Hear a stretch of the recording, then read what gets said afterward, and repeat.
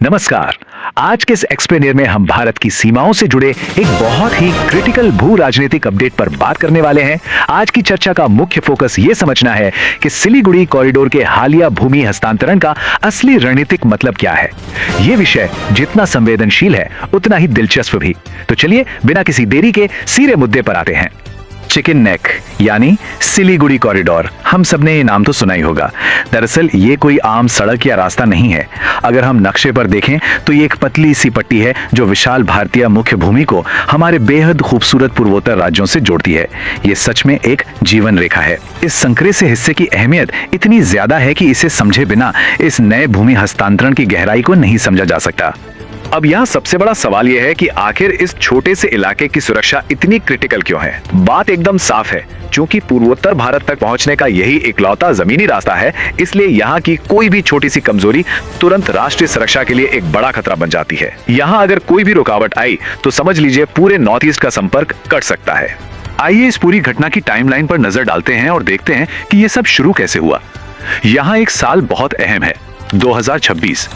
उपलब्ध जानकारी के मुताबिक मई 2026 में पश्चिम बंगाल सरकार की तरफ से एक बहुत ही महत्वपूर्ण प्रक्रिया की शुरुआत की गई। यहीं से इस संवेदनशील इलाके की पूरी प्रशासनिक और रणनीतिक तस्वीर बदलने की नींव रखी गई। और इस रणनीतिक बदलाव का स्केल कितना बड़ा है, इस नंबर पर गौर करते हैं। 120, जी हाँ, पूरे 120 एकड़। ये वो जमीन है जिसे सीधे केंद्र सरकार को ट्रांसफर करने की प्रक्रिया शुरू हुई। सिलीगुड़ी कॉरिडोर जैसे भौगोलिक रूप से इतने संकरे और संवेदनशील इलाके में 120 एकड़ जमीन का सीधा नियंत्रण केंद्र के पास आना, ये सच में एक बहुत बड़ा गेम चेंजर है।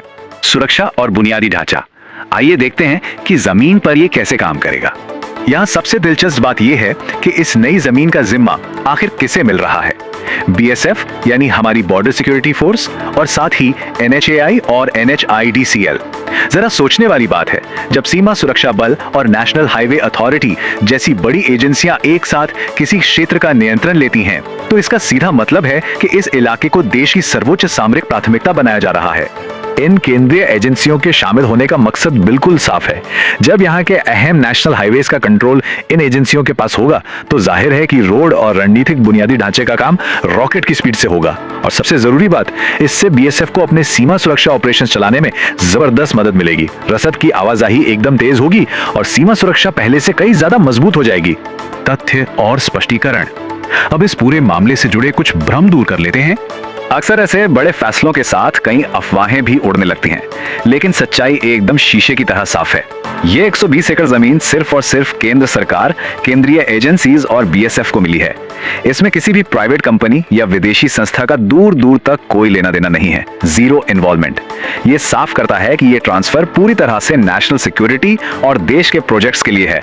इसका कोई वाणिज्यिक मकसद नहीं है। राष्ट्रीय सुरक्षा पर इसका व्यापक प्रभाव, तो कुल मिलाकर लब्बो-लुबाब यह है कि भारत अपने पूर्वोत्तर राज्यों से जुड़ने वाली इस इकलौती जीवन रेखा को पूरी तरह से फुल प्रूफ बना रहा है। बुनियादी ढांचे को तेजी से बढ़ाकर और बीएसएफ की मौजूदगी का विस्तार करके इस बॉटलनेक पे देश की पकड़ बेहद मजबूत की जा रही है। ये सुनिश्चित करने का एक बेहतरीन और एक्टिव तरीका है कि हमारा ये महत्वपूर्ण लिंक हमेशा सुरक्षित रहे।